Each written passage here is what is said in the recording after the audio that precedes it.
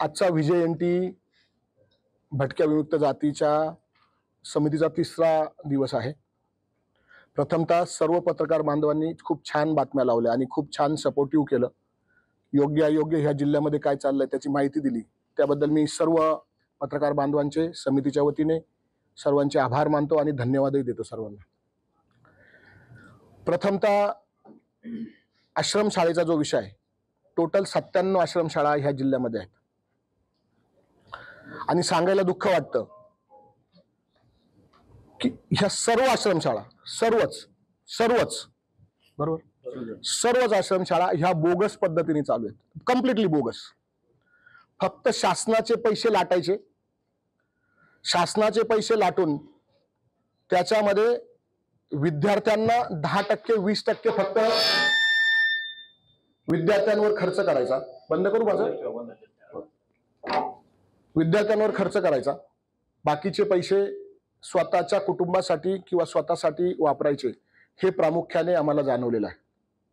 त्याच्यामध्ये उदाहरणार्थ मुलांना मिनिमम किती किलो भात असतो, किती चपात्या खाव्यात आणि किती भाजी द्यावी याचे शालेय पोषण आहाराच्या काही कायद्यानुसार नियमानुसार त्याच्यामध्ये निम्मा सुद्धा विद्यार्थ्यांना दिला जात नाही. त्याच्यानंतर विद्यार्थ्यांना ड्रेस नाही, विद्यार्थ्यांना शूज नाही, विद्यार्थ्यांना गरम पाणी नाही, विद्यार्थ्यांना वॉशरूम पण नाही. मला असं वाटतं की बऱ्या प्रमाणात थोड्याफार जर काही सोडल्या, थोड्याफार बोटावर मोजण्या इतक्या, तर सर्वच आश्रमशाळांमध्ये हा प्रकार आम्हाला प्रामुख्याने जाणवलेला आहे. मला असं वाटतं की आम्ही कमिटीने असं सर्व ठरवलं की सर्वच आश्रमशाळांवर कारवाई करावी ह्या विचारात आम्ही आहोत. कारण ज्यावेळेस आम्ही विद्यार्थ्यांचे हाल बघितले, विद्यार्थ्यांना झोपायला खाली छोटीशी चादर ती इतकी पतली, विद्यार्थ्यांना हॉस्टेल नाही, म्हणजे अक्षरशः ह्या आश्रमशाळेच्या संस्था चालकांना मदत करणे म्हणजे आपण पाप करणे. कायदा ठीक आहे, परंतु पाप करणे असंच या ठिकाणी आम्हाला नक्कीच जाणवलं. त्याच्यामुळे आम्ही असं ठरवलंय की 3 महिन्यानंतर यांना आम्ही मुदत देतोय आणि 3 महिन्यानंतर आम्ही परत दौरा करतोय. कारण विद्यार्थी ह्या देशाचं भविष्य आहे आणि तेच विद्यार्थी जर व्यवस्थित नसेल आणि शासनाच्या योजना फक्त संस्था चालक जर लाटत असेल, तर मला असं वाटतं. त्याच्यानंतर प्रामुख्याने हे पण जाणवलं आदरणीय साहेबांना, संस्था चालक स्वतःच, संस्था चालक मुख्याध्यापक स्वतःच, त्याच्यानंतर संस्था चालकची बायको तिथे शिक्षिका, ती बिचारी कधीच आली नाही, त्याच दिवशी आली. सगळे नातेवाईक शिक्षक आणि इतर दिवशी सगळे बाहेर जातात. 10,000 5,000 रुपयाच्या महिन्याच्या जे तरुण बांधव आहेत बिचारे, जे बेरोजगार आहेत, त्यांना तिथे शिकवायला द्यायचं, त्यांचा पगार काढायचा आणि स्वतःचा त्यांना 10,000 रुपये त्यात द्यायचे. हेही प्रामुख्याने जाणवलेलं. काल आदरणीय साहेब गेले होते, ते बोलतील त्यांच्या याच्यामध्ये. साहेब गेले होते, त्यांच्या संस्था चालकांच्या सौभाग्यवती तिथे आल्यात. जेव्हा विद्यार्थ्यांना मिटकरी साहेबांनी विचारलं, ताई कधी आल्यात, तर असं सांगितलं की ताई कधीच आल्या नाही, आता आजच पहिल्यांदा आल्या आणि त्यांची नियुक्ती होऊन गेली 4-5 वर्ष झालेली होती. असेही बरेच उदाहरणं आहेत. मला असं वाटतं की दुर्दैवाने सोलापूर इतकं सुंदर शहर आहे, नावाजलेलं शहर आहे, या जिल्ह्याला मला वाटतं परमेश्वराचा देवाचा वारसा आहे आणि याच्यामध्ये पांडुरंगाचा वारसा आहे. हा सर्वच पांडुरंग आहेत, आपले स्वामी समर्थ आहेत, सिद्धेश्वर आहेत, सर्वच म्हणजे खूप मोठा वारसा आहे. मला वाटतं आमच्या नाशिक इतकाच मोठा वारसा ह्या जिल्ह्याला लाभलेला आहे आणि ह्या जिल्ह्यामध्ये इतकं मोठं पाप हे संस्था चालक करतायत. परंतु आमची समिती नक्कीच यांना धडा शिकवेल आणि तशी जर वेळ आली तर या सर्व संस्था चालकांवर, संस्थांवर आम्ही प्रशासक नेमू. ते अधिकार आम्हाला आहेत. हे आपल्या माध्यमातून आम्ही त्यांना सूचना करतो.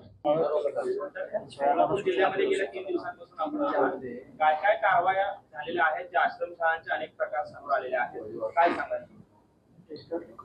आम्ही समितीने, व्हीजेएनटी समितीने बऱ्याच ठिकाणी व्हिजिट केल्यात. त्या व्हिजिटमध्ये प्रामुख्याने आश्रमशाळेच्या बऱ्याच प्रमाणामध्ये अनियमितता आढळली.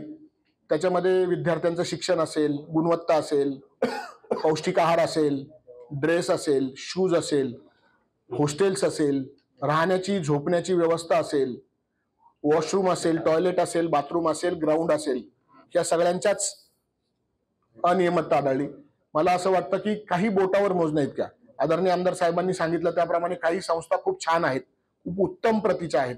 काय नाव साहेब त्याचं? नागनहाळी म्हणून एक संस्था आहे, खूप सुंदर त्याचे फोटो देतो. मला वाटतं त्यांचा जर सगळ्यांनी जर फॉलोअप घेतला तर बरं राहील असं मला वाटतं. परंतु आम्ही ज्याची अनियमितता आढळली त्याच्यामध्ये आम्ही एक मुख्याध्यापकांना सस्पेंड केलं, एक शाळेचा वेतनवाढ रोखल्या, त्याच्यानंतर एक शाळेचा आम्ही प्रस्ताव पाठवलाय की ताबडतोब ह्या शाळेवर प्रशासक नेमा. आणि खास करून न कळत बऱ्याच लोकांच्या, पत्रकार बांधवांच्या, काही नागरिकांच्या तक्रारी आल्या त्या बऱ्या प्रमाणामध्ये 70, 80, 90% संस्था अशाच चालतात ज्या अनियमित आहे. तशी वेळ पडली तर आम्ही त्यांना 3 महिन्याची मुदत दिलेली आहे. तशी वेळ जर पडली तर आम्ही ह्या सर्व संस्थांवर प्रशासक नेमू. आणि ज्या अधिकाऱ्यांनी आतापर्यंत यांना मदत केली ह्या पापाला, त्यामध्ये आम्ही त्यांची सुनवाई मंत्रालयात लावू.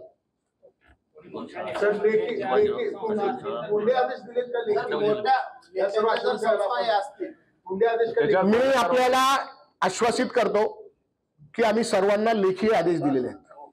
त्याच्यानंतर ज्यांना सस्पेंड केलं त्यांचे सुद्धा लेखीच आदेश दिलेले आहेत. त्याच्यानंतर आम्ही परत खास करून परत आम्ही इथे दौरा करणार आहोत आणि ह्या दौऱ्यामध्ये हे योग्य नसेल तर आपल्याला नक्कीच ह्या महाराष्ट्राला हा सोलापूर जिल्हा आश्रमशाळेसाठी किंवा ह्या कमिटीसाठी एक उत्तम उदाहरण असेल. गुन्हे वगैरे दाखल करता येत नाहीत का आपल्याला? हो साहेब, तुम्ही एवढं सांगितलं की त्यांच्यावर पहिली कारवाई होणार. आदरणीय मिटकरी साहेब असेल, स्वामी साहेब असेल, यावलकर साहेब असेल, आमचे स्थानिक आमदार असेल, आम्ही असं ठरवलंय जितके मोठा नेता तितकी मोठी कारवाई. साहेब, आपल्याला एवढे गंभीर प्रकार आढळले, आपण ह्याच्यामध्ये आपल्या कमिटीच्या असं आहे की मी कालच आपल्याशी बोललो की याच्यावर आम्ही आमचे जे जनरल सॉलिसिटर आहेत, सरकारी वकील आणि जे आमचे कायदेतज्ञ आहेत त्यांच्याकडे आम्ही उद्या पत्र देतोय. जर फौजदारी ऍक्ट मध्ये हे कुठे बसत असेल आणि त्यांनी जर ते आम्हाला सांगितलं की यांच्यावर गुन्हा दाखल होऊ शकतो तर नक्कीच ह्या सोलापूरमध्ये एक त्याचं उत्तम उदाहरण राहील की त्यांच्यावर गुन्हा दाखल होईल. सर, काय प्रॉब्लेममुळे आपण काहीच आश्रमशाळेला व्हिजिट दिली, पण आपलं स्टेटमेंट असं आहे की जिल्ह्यातल्या सर्व शाळा मी सर्वच नाही म्हटलं सर. काही आता बघा एक चांगले फोटोज दाखवतो. हा अपवादात्मक आहेत, काही आहेत. सर्व शाळा आपल्या समितीने व्हिजिट दिली आणि तिथलं दप्तर पाहिलं काय ना. हो म्हणजे अनियमित आढळलीच ना साहेब, बोललोच ना. आता पहिल्यांदा समिती अध्यक्षांनी 3 गट केले, 2-2 आमदारांचे. आम्ही जात होतो वेगळ्या ठिकाणी, पण याच्याकरता दुसऱ्या ठिकाणी गेलो की ती गोपनीयता कायम राहावी. आणि आम्ही समिती येते मग सगळे अलर्ट होतात, मग झाडझूड करून आम्ही शिस्त पाळली. कुठल्याही आश्रमशाळेचा सत्कार स्वीकारायचा नाही, चहा प्यायचा नाही, पाणी प्यायचं नाही, रांगोळी प्रकार, वेलकम प्रकार, गाणे प्रकार हे काहीही नाही. समजून जायला तितकं. थँक्यू.